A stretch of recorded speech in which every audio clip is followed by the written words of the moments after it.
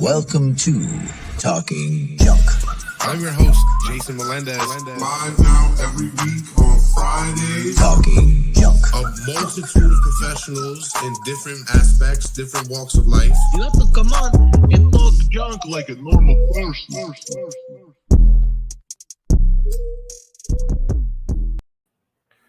Talking Junk podcast in full effect. It's me, Jason Melendez, here with my man T Bundy, and we're kicking it today with my man DC the Brain. How you doing, DC?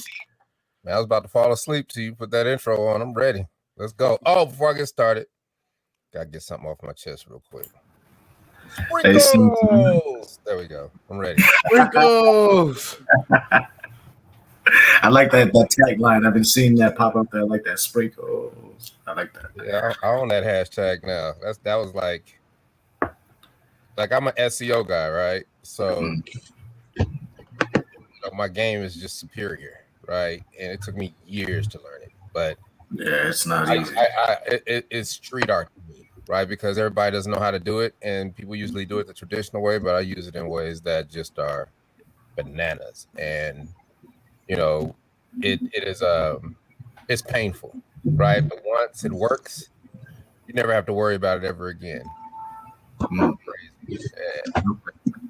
I like how before we started the show, you were talking about how if you ever had to DJ again, you would do it for an hour set of tag team, and it would throw you back to those training wheels because now into that you don't have to ever think about it. It's just like, all right, I know how to work this. I know how to ride this thing. Let me show you a couple of tricks. You know? Yeah. Well, thank you for noticing the new theme too. Oh yeah. You know, the bass was hitting, boy. I was like, oh, I was about to start rapping. I was like, wait a minute. I wouldn't be mad. At least it wouldn't be like Soulja Boy. Soulja Boy stole our first beat. He's number one on the Billboard charts now with it. Yeah, he's got a music video too coming. Hey man, see. Oh, it's out already. But shout out to Jesse Westside. He's the one that made the new intros. But DC, why don't you tell us a little bit about yourself for the people out there that might not know who you are? I mean, the people that have been sleeping under a rock for the past 20 years. I made a song back in the day called Whoomp, There It Is. Part of a group called Tag Team. Me and my boy Steve Brolin. And we have been grinding for centuries. 4 times platinum, if I'm not mistaken, or is it more? Seven times platinum. 7 times, and then we're not even counting streams, which is something that's we're not even counting streams. And then that's physical product, right? That's you got to go to the record store, get it, and then bring it home. So that means something, right? And I'm very, very proud of that. And we've just been blessed, man. You know what I mean? But it's come at a cost at times, but it just depends on how you look at things. You can look at things the glass half empty, or you can look at the glass half full, right? Yeah. I've always chosen just to play offense, keep moving forward, and hustle. And that's my thing. And I've developed so many tactics and so many ways of knocking down roadblocks and things that hold most people back. And that's why I've always been successful. When I do a podcast, I rarely talk about Whoomp There It Is because it's irrelevant to what I'm doing now, but it's everything to what I'm doing now, right? So it serves its purpose, and I'm very happy I did it. And basically, people want to know that story, but plain and simple, it was just a song we made, right? It's that simple. We made a song, and it blew up. And boy, did it blow up. Yeah, and then, at some point we had a forever hit record, and that's how I look at it, because people say, hey, you guys gonna make another record? And I was like, why? We got a forever hit record, right? But that's not the same as making music, right? Because this is one of the things that I talk to a lot of people about. And one of the things that I've learned on my journey, and one of the things that the pandemic taught me, right, is that we all look back on our lives, and there's going to be something that makes us cringe or makes us just, I wish I didn't do that, right? Or just, it's a mistake, or it's an unfulfilled thing you started, or a missed opportunity, right? And I realized that there's no such thing as those things. If you let them, if you let them fester, then they're going to manifest. But if you don't, you can go back and do those things again. It's never too late, right? Like I thought I missed so many opportunities on acting. Now I'm an actor. Thought I missed so many opportunities on voiceover. Now I'm a voice artist.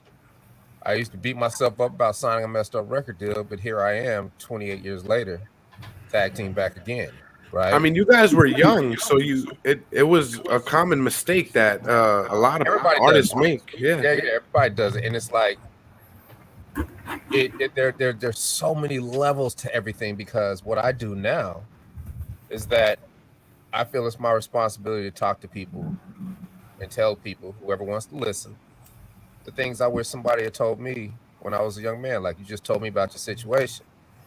And if you had called me and said, DC, man, what, I don't know about this music game. What can we do about this? I would have sent you a file. That file would have had a book in it. If you didn't want to read, then there's a video in it, right? And I would have been like, look at that book or look at that video and call me in a month. And you would have called me in a month. You would have been confused. And I would have explained it to you, because I know you put forth effort to learn something new. And what it would have been is a book on music publishing. So when you had that beat made, you would have published it. Then nobody would have been able to take it from you.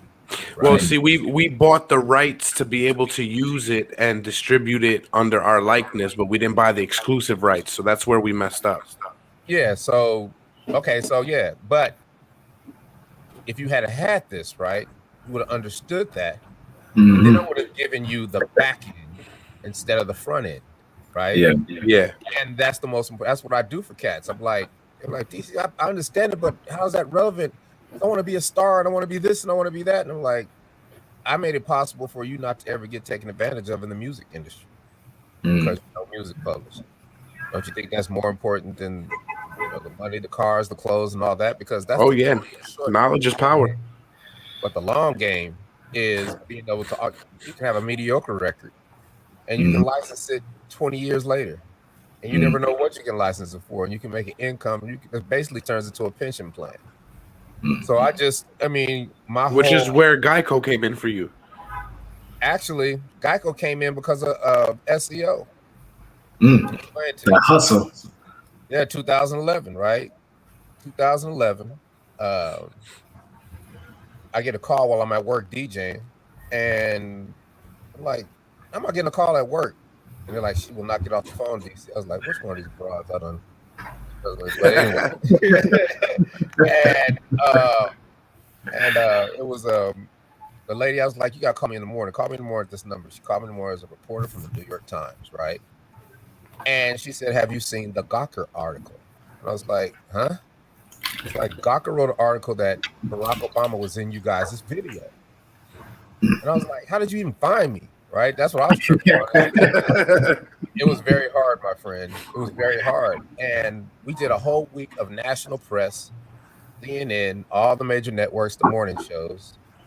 And at the end of that week, I had nothing to show for it. And I said, how's this possible? I had this opportunity and I have nothing to show for it, because nobody could find me. Right? People not just gonna remember you and love you just because they like Whoomp. There it is, gonna just run up on you and be like, hey, do something for us, do something for us. People have to be able to find you. And that started my SEO journey. So I said, let me start SEO and then do it through the clubs, because I'm not just a DJ.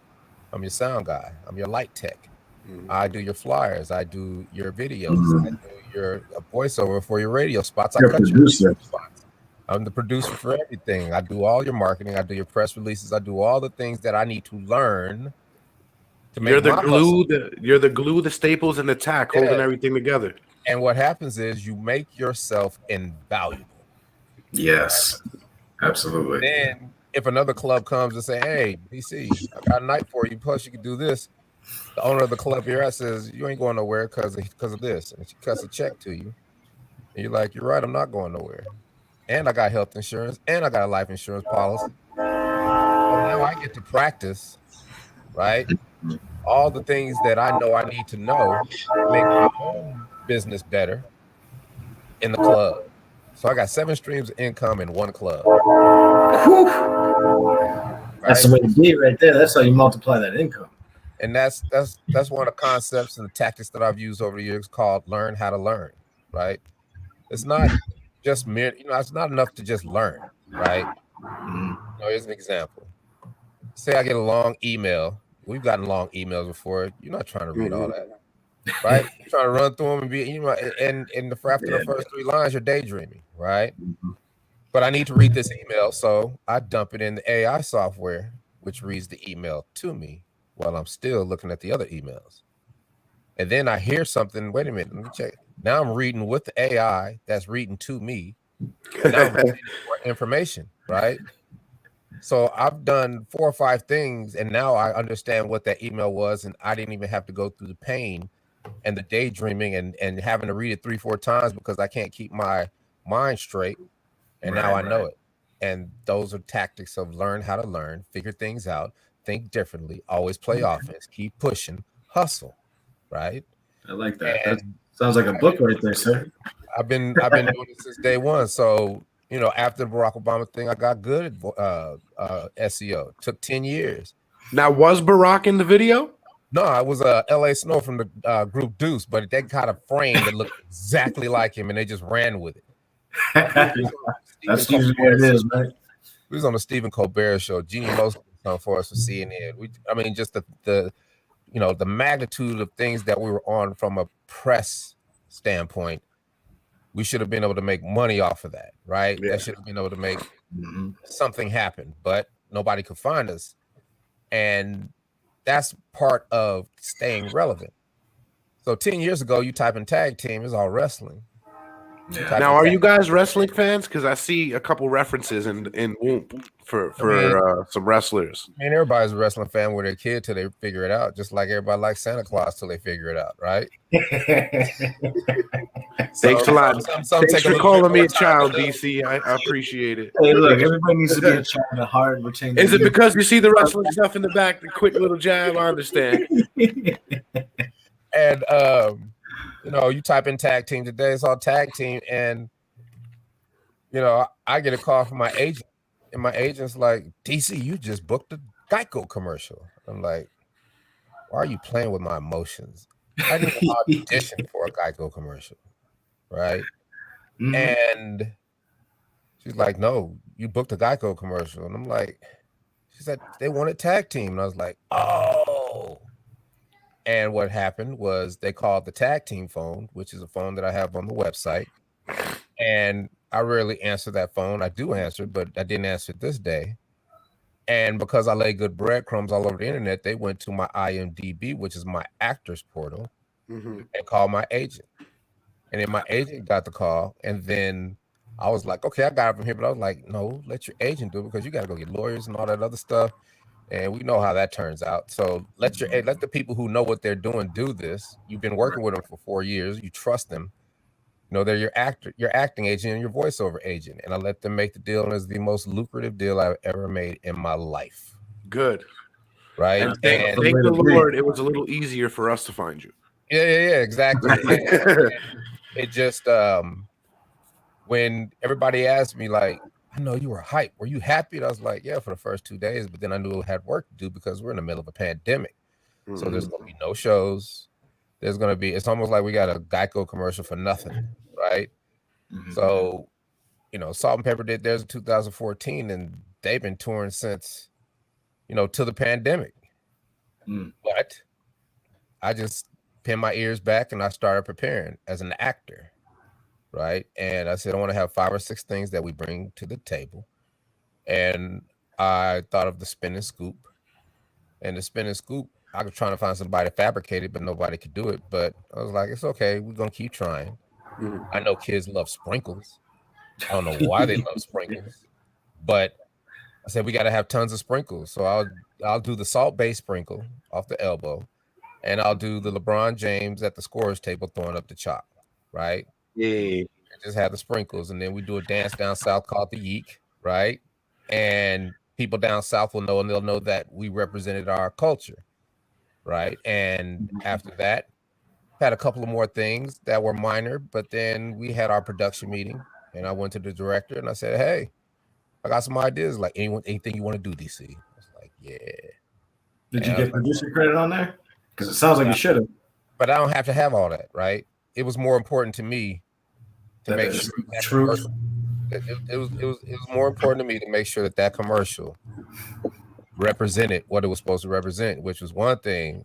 You know, me going back to my childhood where my father used to make us ice cream, and we had the big wooden cylinder, and you have the ice in it, and then you have the silver cylinder inside of it, Oh, you made the ice cream. and the sugar and all the other stuff in Yeah. it. And me and my brother would crank for 5 minutes a piece, and then 20 minutes, two little kids got ice cream, and they're happy as heck. So did you guys write that variation?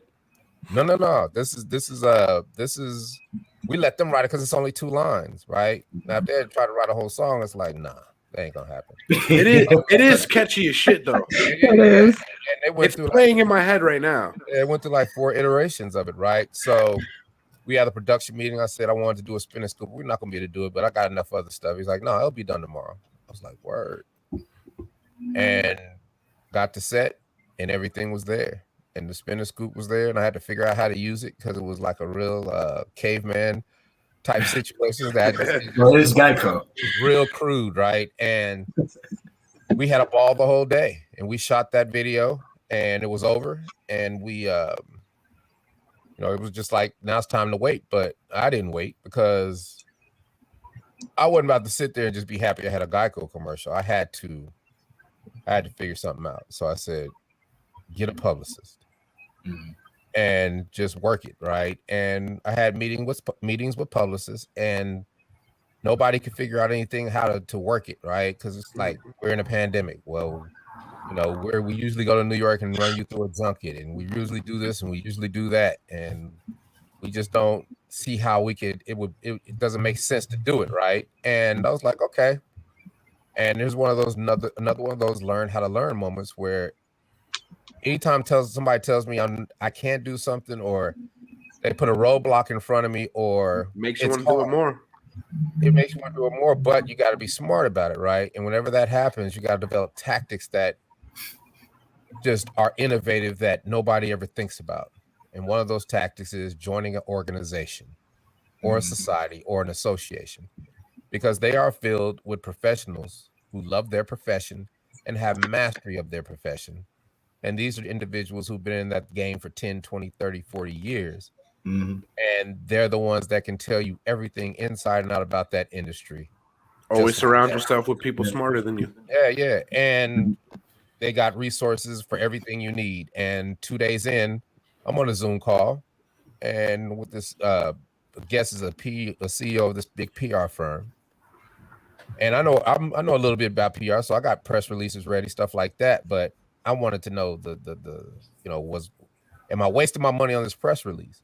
And I raised my hands like, press release is still valid. They're like, well, what's it for? I was like, well, I'm kind of featured in a national Geico commercial called Scoop. There it is, right? And I know what I'm doing. So I'm setting it up, and I'm looking at the chat, and it's like, wait a minute. Okay. Wait a minute. Oh my God. I love that commercial. And then I blew up the entire Zoom, and the chat is going crazy, and the moderator's eyes are getting big. Like, hey, we'd like to welcome DC to the organization. And the organization is called the Public Relations Society of America, right? Okay. And back to our guest, the question is, a press release is relevant? And she's like, heck yeah, think about it.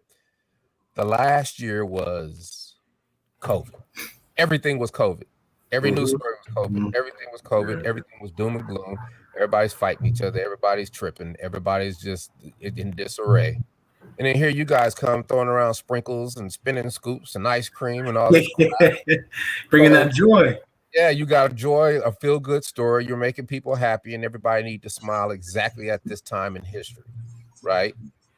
And she got everybody feeling nostalgic. Yeah, making adults feel like kids for a few minutes. Yeah, exactly. And then it's like, and you need to go here for all the publicists. You need to go here for all the journalists. You need to go here for all the TV talk shows. You need to go here for all the radios. Make sure your pictures are like this. Make sure this is this is that, and this is this. And you should be good. And she gave me the game in 10 minutes.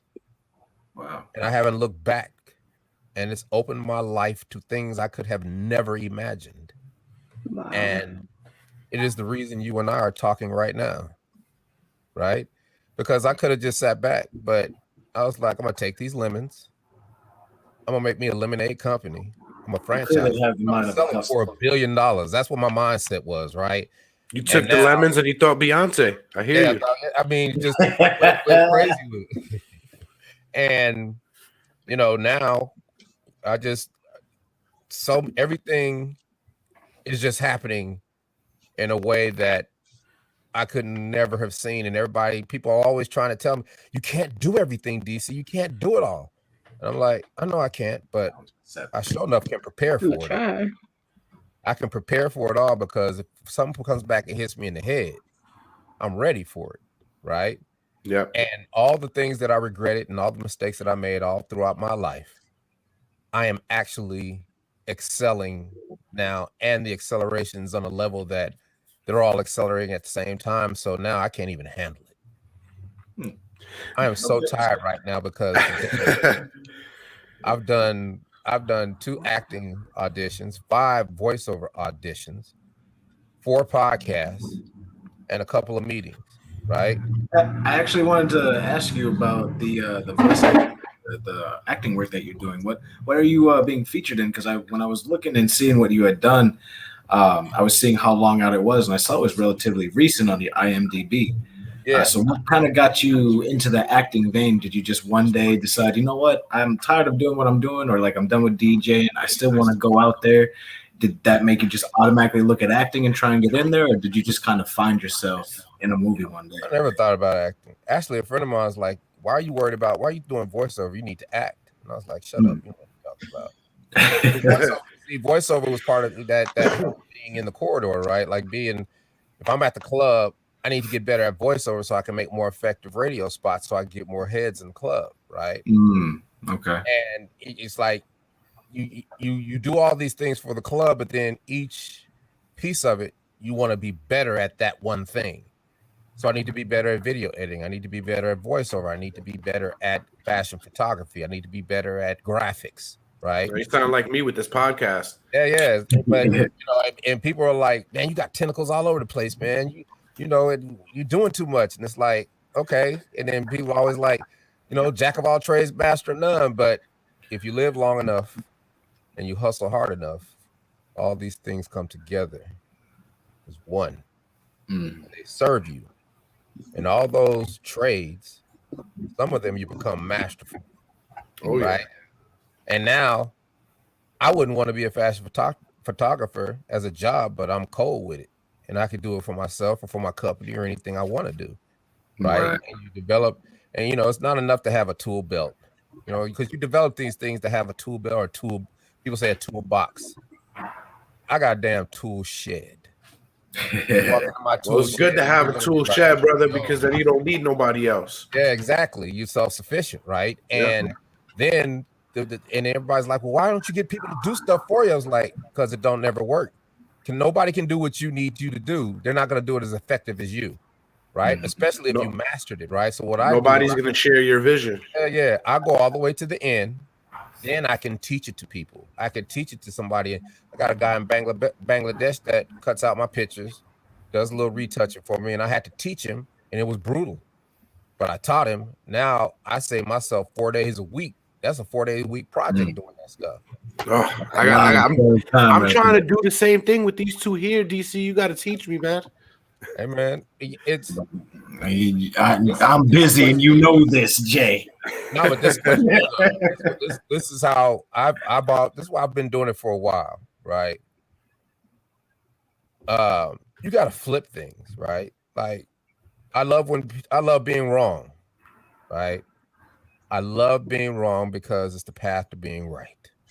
And I love being wrong because it kills my ego and my pride, right? So I don't spend a lot of time arguing with people, a lot of time trying to get my point across, because when you do those things, you end up going down a rabbit hole of falseness, right? And then you're stuck in that rabbit hole. Then you start believing your own lies, right? That's what the ego and that's what pride does to you. I don't deal with that anymore. And I've learned the ability to take things, put it in my pocket. Any negative emotion, envy, hate, all that stuff, put it in my pocket and use it for fuel as later, right? So you ask me, how did I get into acting? Well, I got into acting because I got an agent for voiceover. And I was in the office one day and the owner comes in and says, I love your face. Put him on camera. Just like that. Just like that. I was an actor. I have the opposite effect. They look at me and they say, I hate his face. Put him on radio. Hey, either way it goes. Yeah, here's your face anyway. Either way it goes, it's an opportunity that you have to be prepared for, because you don't know how the seeds that you plant throughout your life will grow, right? So it just worked out. And after I went to the first couple classes, I was like, oh yeah, I'm going hard now. And I was in class every day, sometimes 2-3 times a day in different classes. Every instructor in the city. I'll go to LA, I go to New York, and I trained as an actor all the way to the pandemic, right? And everybody knew me. I would befriend coaches in LA, some of the best coaches, and I would say, hey, let me record your intensive because I do video. Now I'm recording their intensive, but it's a barter. It's like, let me record you, and then I'll let you keep the footage, but then I get to keep the class, right? Yeah. I get to keep a 16-hour class on acting, a master class on acting. So now I got everything. And I started booking a couple commercials, regional stuff, local stuff. Got to crawl before you walk. And right before the pandemic, I booked the National Pizza Hut commercial. Wow. This before Geico. And I booked a National Pizza Hut commercial for March Madness, but the pandemic hit. And when the pandemic hit, I just said, what are you going to do? Everybody said that to themselves. What are you going to do? And can't do this, can't do that, but I can do this. It's right here. So I reinvented myself on voiceover. And every voiceover class I've ever taken, I record. Now I need to do that too. That's one thing that I want to try to get under my belt as well, is a voice acting thing. Yep. And that's all we want to do is voice acting. Hey man, it was the hardest thing. It still is the hardest thing I've ever had to do, because I bet.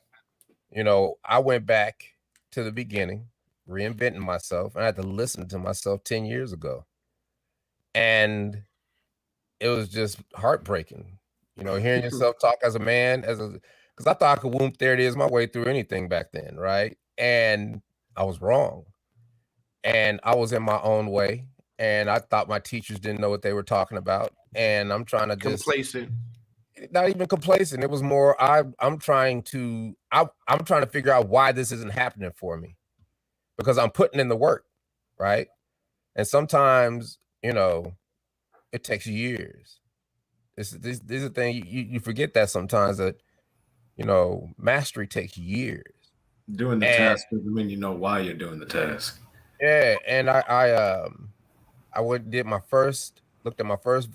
first voiceover that I ever did from a script, and it was just cringeworthy. But it was also inspirational, because I was like, wait a minute though, I started understanding some of the things that they were trying to say to me, because I've been in acting class and I didn't give up. Therefore, I learned the language. I didn't know the language back then, right? And that's what part of it is. And once I learned the language, I said, I'm gonna do this one over. And when I did it over, it was the bomb. I had mastery over my voice. Then I started booking like crazy during the pandemic. Then I shot my first movie in April during the pandemic. That was right at the beginning too. That's impressive right there. What's the name of the movie? First movie is it's 2 movies. It's a movie.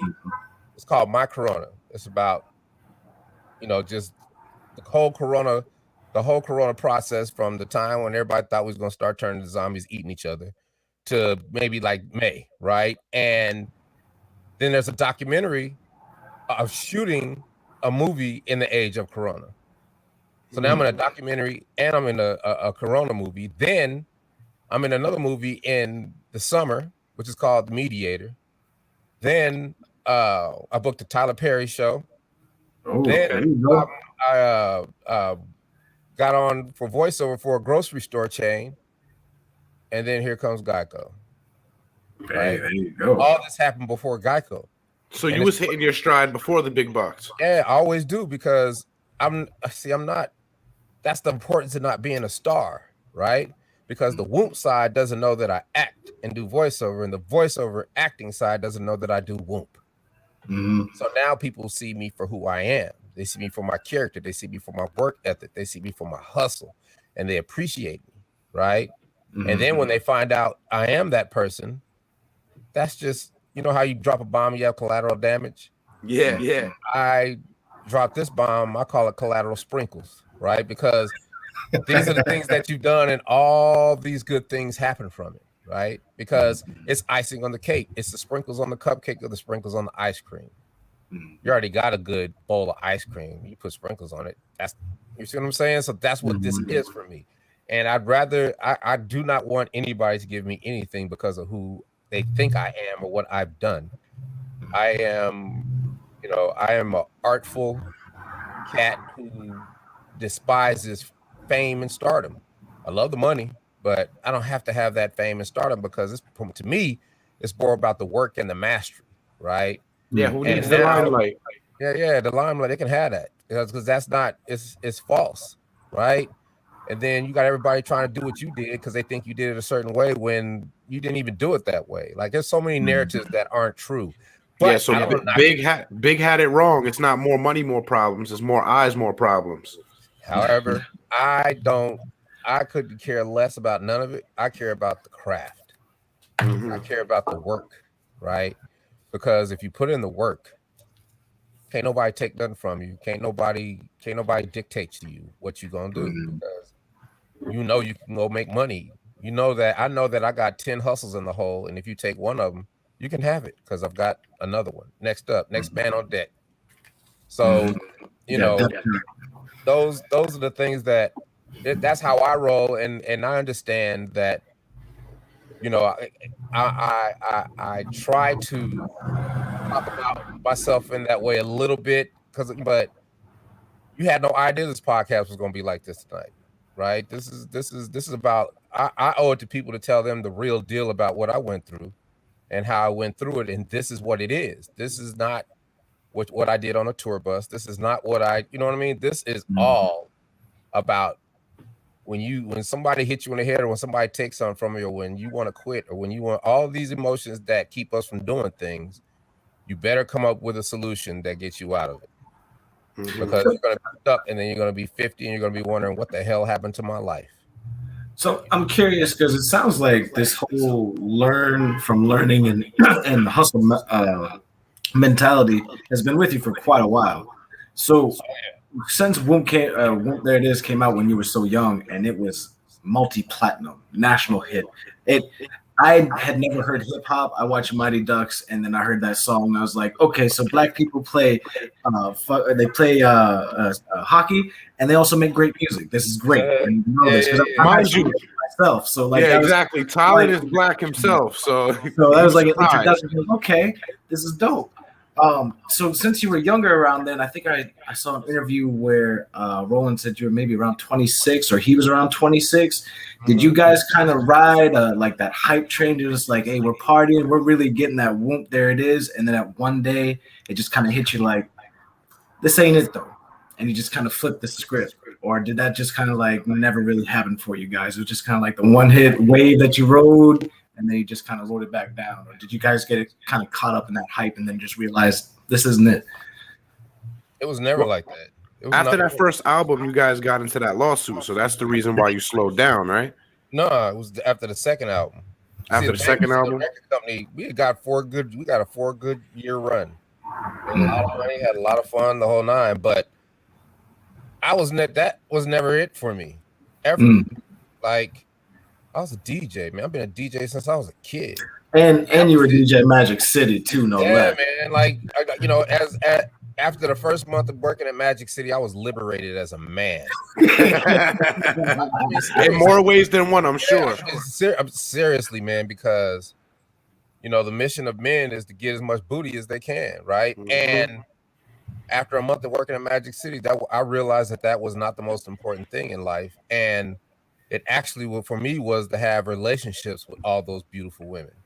right? And to have the relationships for all those beautiful women was basically turned into my fountain of youth. That's why I did it for so long, right? So when Whoomp happened, it didn't see. What happens is that people have never experienced that, right? But I was in Atlanta at the beginning when you had Dion and all the Falcons and Prime Time and Dominique Wilkins and all the rappers, Bobby Brown and LA Babyface and everybody, and they all knew me and they all came to me because I was at the hottest club. Okay. So therefore, it was no star. I was already a star, but even then, I used to watch people. I used to watch these stars come in, and I used to watch them once they bust their record and they become popular, and then they do the thing you just said, when they come in and think they all that and treat people like crap, and then everybody's like, I can't stand him, but I'll play with him because he's giving me money.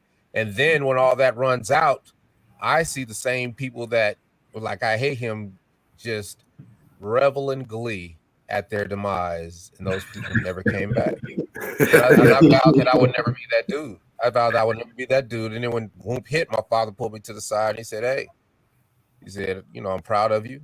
This is a good thing, and I got some advice for you. And I want you to listen to me." He said, "When I was young, I was in school, but all my friends was out in the streets, and they had Cadillacs, and they had all the women, and I used to hate it, but now that I'm a grown man, I've got all the Cadillacs and I got the one woman I need and they all broke." And he said, "Do not chase it. Do not chase it because it will destroy you." And I'm like, man, I'm going to ball pop. I'm always having right there. Right? But, I might have been talking crap, but I remembered what he said and I lived by it and I didn't chase it. And when the lawsuit happened, I said, okay, I could be bitter. I could be mad. I was like, no, you're going to have your day in court. You've already tried to sue the record company. You know that don't work because you got long money, but they got long money. Yeah. Right? And you can't withstand that. And then it was another record company jumped in and bought out of bankruptcy. So now I'm fighting two record companies. And I can fight one, but I can't fight two. So what did I do? I ended up being a paralegal. Right? And I just organized all the legal stuff because I knew I would have my day in court. And that's what I did for 20 years, right? And that's what made you win the case. Yeah, and even though we won, it wasn't ideal because it's like any war. You win, but you're gonna come home with a lost leg. You ain't gonna have no hand. You might have an eye patch, but licking your wounds. Yeah, you're licking your wounds, and you got a little post-traumatic stress disorder, but you're still breathing. As long as you're breathing, you can do anything. I don't care what nobody say. So that's the approach I've always taken. And, I said, now it's time for you to get proactive. Let's hustle. And I've always made money in the clubs. That was the easy part. But the easy part was transitioning into things that I had to find what I could do, else I could do. I tried to do the world of finance. I was a licensed commodities broker. I traded Forex. I even went wanted to have a hedge fund, right? And that was another learn experience because I was like, I don't know nothing about no hedge fund. But then I knew that hedge funds have hedge fund managers. So I just started calling people and was like, so, I got a hedge fund that I'm about to put together. I got all kind of athletes and stars and stuff. And I'd like to set up a meeting. They're like, who are you? I was like, well, I made a record called Whoomp. There it is. Oh, I love that record. DC. Yeah, let's get them up a little bit. Yeah. And see, I know how to use it when I need to use it, right? But you're never going to hear me say that I'm that person. But that got me meetings in New York, LA, Las Vegas, and San Francisco. Wow. All tax, I go to Las Vegas and I'm sitting in a boardroom with these people and I'm like, so why should I let y'all manage my hedge fund? And they're like, no, DC, because we can do this, this, and that, and our numbers are this, and our growth is that, and our this is this and that, and that, and this, and that's this. That's how you know they're not bullshitting. And then, but the learn how to learn moment is they don't even understand that while they're pitching me, they're teaching me. Right? And I walk out of there knowing more about a hedge fund than I did when I walked in. And then so now you're ready to do it on your own. I went around to all those hedge fund managers, and by the end time I finished, I knew what it was. And then I knew it wasn't for me, right? Because it was too stressful. But at the same time, the collateral sprinkles of that situation is that 2 years ago, I didn't know what they were talking about on CNBC, but now I do, right? And now You I heard can about everything this year, I'm sure. I can make my own financial situations custom to me, to what I'm comfortable with. And I found some financial advisors, and I've been making money ever since, right? Even when I have to pull it to do something like getting, pay lawyers or whatever, I still keep a certain amount in, but then it just grows back, right? So that's one of those learn how to learn moments, because that I could have just not done nothing and just been getting money and spending money like a lot of people do, but I didn't do that. I was thinking about my future. And all this has to do with Whoomp, there it is. Everything I've told you tonight has to do with Whoomp, there it is, because it was like, how are you going to do it? What are you going to do? And it had to do with it, but it had to do with you trying to get away from it also. Not trying to get away from it, but or not use it as much. You know what I mean? Not be your level. If I tried to use Whoomp, there it is, and that was my end all be all, I would have destroyed myself. See, that would have been chasing a ghost. You see what I'm saying? I was not chasing the ghost. And I had my fun. It was all good, but I had to grow up. And, during the 2000s, I knew that I had a forever hit record when I'm sitting in a movie theater and I'm looking at Will Ferrell standing on the table dancing in Elf. I'm like, this is a forever hit record. Now it's up to me to create my own money on Whoomp, there it is. Because I still, even if I'm in a lawsuit, I can't make no records. I can't do this. I can't, because I could have made records, but I'm not about to make records and then they'd be like, well, you owe us money, or we under contract. Nah, that would have pissed me off, right? And I said, let me take that energy and put it into something else. And now it's my responsibility to make my own money, because I got a forever hit record. And that was the task, right? How can I make this money off this record that's mine in a different way? I could have been old and bitter, right? But what's that going to do? I got a forever hit record, and I knew. So, every year something would happen. So every year, being a game commercial or a little diaper commercial, or we already had a Geico commercial. I like something. Yeah, something happens every year with that record, and we still get a royalty check. So now we gotta ask, because me and Tyler was talking about this earlier. We were listening to your Spotify station. Yes. It is a clusterfuck on there, because we can hardly hear your tracks. Apparently, there's some foreign group name tag team, and they're horrible.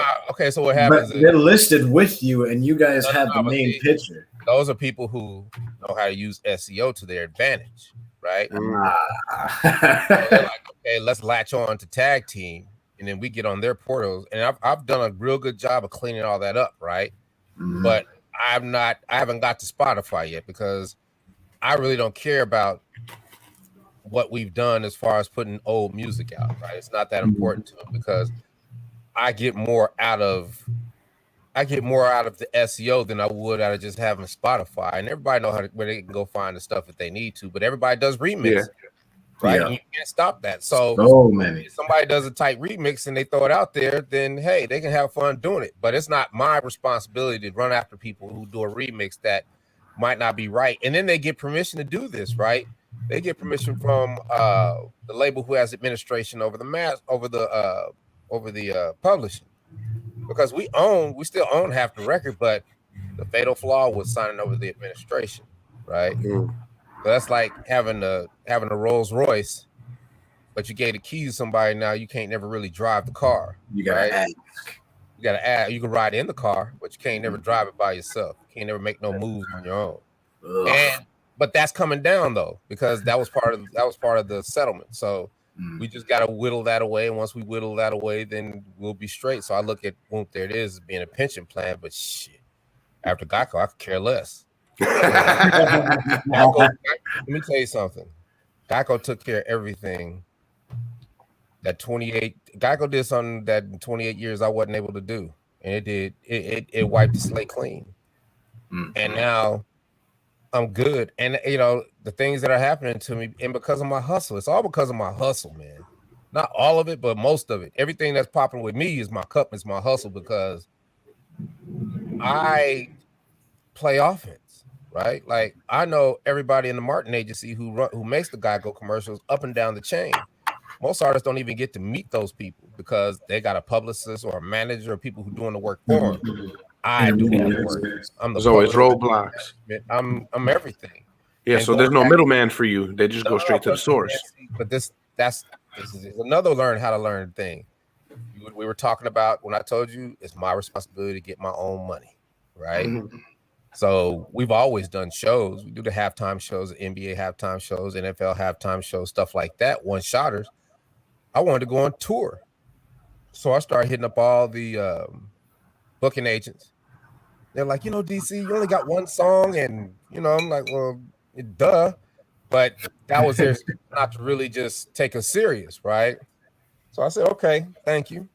And whenever somebody do that to me, go join an organization. And I joined the International Entertainment Buyers Association. When it comes to concerts, you have a hierarchy. You have the buyer. The buyer is the one with the $1 billion who wants to just do concert series after concert series, and they fund them.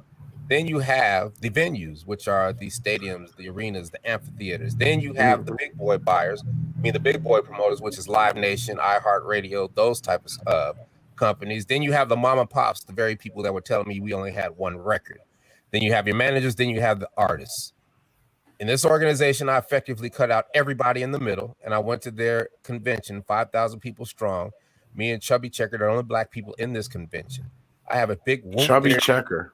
Yeah, Whoomp, big Whoomp, there it is, t-shirt on. Chubby Checker does 100 shows a year. Wow. Right? And that's why. And I got this Whoomp, there it is t-shirt. My pitch is beautiful. I said, I'm DC the Brain Spirit from Tag Team. You might remember the song Whoomp, there it is. Heck yeah. Well, just want to let you know we have a clean 90s nostalgic rap show. See, if I had said we were rappers or we got a rap show, they'd have been like, oh, no, we don't do rap.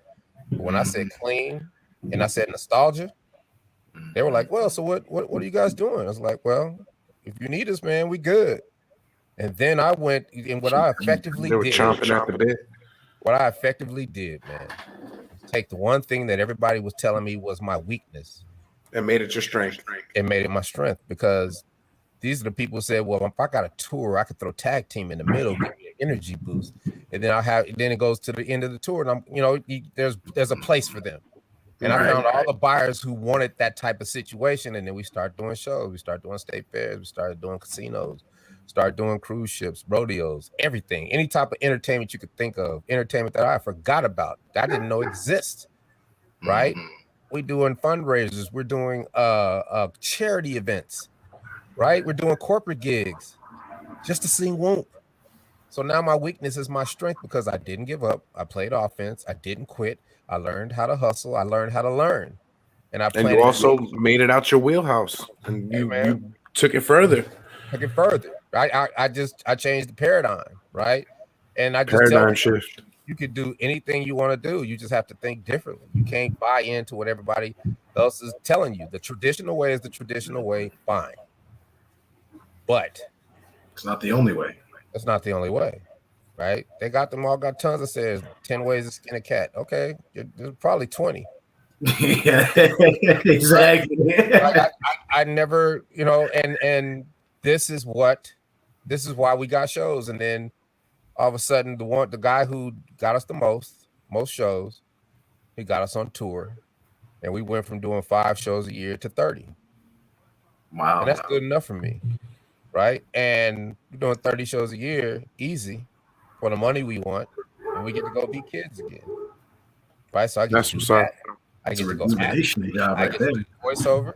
I get to do now, because of the podcast, I'm a motivational speaker. So now when we get back, I'm gonna be making chunks of money just going to do the same thing I've been doing on these podcasts for the last year. Sitting here spitting game to people who are willing to listen, and they love it because I'm telling them I did a podcast last night in front of the entire voiceover community. Wow. Right? All the professionals, all the casting directors, everybody. Wow. And my phone has been buzzing nonstop because they could not believe. It's almost like they were stuck in like this mind meld, right? Mm-hmm. Of this where you bring on guests and they just say the same thing and they do the same story and they say that sounds like a place I need to be. But you know what I'm saying though? It's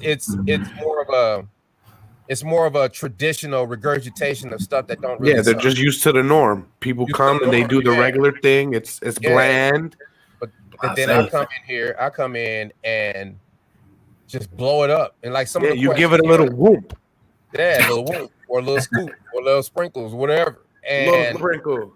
Hey man, last night this girl was like, what do you do when you want to quit voiceover? Like, how do you not quit? I was like, don't quit. And it was like it comes to your mind. Oh, everybody was like, oh, like mind blown, like light bulbs came on. I'm like, just don't quit. It's like, well, how do you deal with the fear, DC? How do you deal with the fear? I was like, you be scared because it's very real. Hey, you gotta embrace the fear. Yeah, you could be scared and do what you gotta do at the same time. That's called bravery. And I do things. I don't think about it. I just do it. Right. And even if I don't want to do it just as much as nobody else wants, everybody else doesn't want to do it, but I do it anyway. Right. I'm sitting here tired. You know, I could have came up with some excuse, but like, I'm tired, y'all. Can we do this podcast another day? Nah, you gonna do this. Because I got my little Mr. Saboteur over here. I call Monsieur Saboteur. And he's like, man, just lay in the bed, man. We ain't got to do that podcast, man. We ain't got to do that. Mine was telling me the same thing, DC. Don't feel bad, brother. I've been up since 4 in the morning. I feel you. Yeah, since 4 in the morning, too. It's like, man, you tired, man. You do your best, man. Go get on the phone, talk to these girls, man. It was just like, shut up. They always got hands. Shut up, man, because you trying to mess me up because my professionalism is everything. My word is everything. That is everything. Man. You have been a true professional, and we want to thank you for sprinkling a little bit of DC on this podcast. Had to, man. Truly, that's a lot of wisdom that you dropped in. And I appreciate y'all just for having me, man, because it's our pleasure. Now, before we let you go, though, did you see the graphic we put out for you? Yeah, man, I was laughing my ass off. glad you liked it. We try to keep them coming. Hey, man, we be having. There's so many of them like that, but that one's funny. It's just the way that shit is funny as hell, man. I was laughing. Jay over here. Oh goodness, over here. I can't point where he's at, but Jay does a great job on all of our graphics. That's what I'm saying, man. So you understood what I was saying when it's like it takes a minute to cut out a picture perfectly. You get good at it, but if you got to do 100 pictures, then it just be like, And I've got people to do that for me. They cut them out. They put a mask on them. They got them where they can, I got 3 different series of them because I use Photoshop Actions. I use Photoshop Effects. And you can work wonders. You can take old pictures and make them look like they're brand new. Oh, I've been doing this for years, man. But hey, man, I appreciate y'all, man. I'm about to go to sleep. I'm gonna sleep good. I hear you, brother. We want to thank you again for being on. You have my information. I hope we could stay in contact. There's a lot that I feel like I could learn from you. Yeah. Thank you very much, though. I can always be found, man. But thank you guys, and y'all have a great evening. And I am out of here. Thank you. You too. And you know what? We are out of here too. Thank you, Junkers. Give DC some love on social media. You can find him on Instagram. He's everywhere. Why don't we, if we're allowed to, can we end with the Geico? That free advertisement for Geico. Why would they hate that? Right? Hey, man. No, Geico could save you hundreds on car insurance and a whole lot more. So what are you waiting for? Hip Hop Group Tag Team to help you plan dessert? French vanilla, Rocky Road, chocolate, peanut butter cookie dough. Scoop, there it is. Scoop, there it is. All right, guys. Thanks a lot for joining in. This has been Talking Junk. That has been DC, the Brain Supreme. We're out. Peace. All right. You have a good night, y'all. There it is.